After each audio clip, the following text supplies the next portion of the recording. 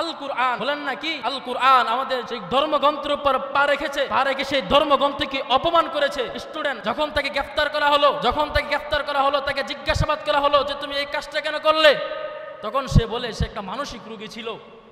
হায় আফসোস, সে যদি মানসিক রোগী যদি থাকতো তাহলে সে থাকতো পাবনার মধ্যে, সে যদি মানসিক রোগী যদি থাকতো তাহলে সে থাকতো মেন্টালে, সে যদি মানসিক রোগী থাকতো তাহলে বিভিন্ন জায়গায় সে রাস্তায় থাকতো, সে বিশ্ববিদ্যালয়ের মধ্যে শিক্ষার্থী হলো কিভাবে? আমাকে জবাব দেন। মানসিক রোগী ঠিক আছে, সে তো অন্য গ্রন্থের উপর পা তুলে নাই, সে আল কোরআনের উপর পা তুলেছে। আমরা মুসলমান, আমাদের ঈমান এমন দুর্বল হয়েছে, আমাদের কোরআনের বিরুদ্ধে যদি কেউ কথা বলে আমাদের শরীরে লাগে না, আর যদি কোরআনের বিরুদ্ধে কথা বলে আমাদের অন্তরের মধ্যে আঘাত আসে না, নবীর বিরুদ্ধে কথা বললে আমাদের অন্তরের মধ্যে আঘাত আসে না, ইসলামকে নিয়ে কটূক্তি করলে অন্তরের মধ্যে আঘাত আসে না, ইসলামকে ধ্বংস করে দেওয়ার জন্য তারা চেষ্টা করতেছে, আমরা মুসলমান হয়ে আমাদের অন্তরে আঘাত আসে না, এটা আমাদের ঈমানের দুর্বলতা। তারা আজকে এই ইসলাম কোরআনের বিরুদ্ধে কথা বলতে বলতে এমন হয়েছে যে মুসলমানরা তো আমার বিপক্ষে কথা বলে না, এখন কোরআনের উপর পা তুললেও মনে হয় যারা চুপ থাকবে তারা কিছু বলবে না।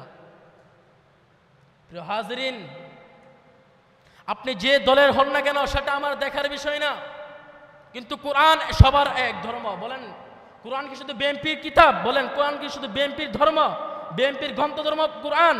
জামাতের কোরআন কি তাদের শুধু ধর্মগ্রন্থ? হেফাজত শুধু তাদের কোরআন ধর্মগ্রন্থ? শুধু চরমনায় কোরআন কি ধর্মগ্রন্থ? না, বিএনপি বলেন, আওয়ামী লীগ বলেন, জামাত বলেন, হেফাজত বলেন, যত ধর্ম বলেন, সমস্ত ধর্মগ্রন্থ, সমস্ত দলমতের গ্রন্থের নাম শুধু আল কুরআন। বলেন কি? আল কুরআন। এজন্য হে যুবক ভাইরা, প্রস্তুত নাও, কারণ জমিনের মধ্যে বেশি দিন থাকবা না। আমার রব্বে কাবার পক্ষ থেকে যে হায়াতের প্রদীপ তোমাকে দিয়েছে, হায়াতের প্রদীপ যতদিন জ্বলবে তুমি ততদিন জমিনের মধ্যে বিচরণ করবা। হায়াতের প্রদীপ যখন শেষ হয়ে যাবে পৃথিবীর কোনো শক্তি তোমাকে আটকে রাখতে পারবে না, আল্লাহর ডাকে তুমি চলে যাইবা। এজন্য যতদিন জমিনের মধ্যে বাঁচবা, যে ব্যক্তি কোরআনের বিরুদ্ধে কথা বলবে, যে ব্যক্তি হাদিসের বিরুদ্ধে কথা বলবে, যে ব্যক্তি নবীকে নিয়ে কটূক্তি করবে, তাকে বাংলার জমিন থেকে বিতাড়িত করে জুতা পিটা করে দেশ থেকে বের করে দাও।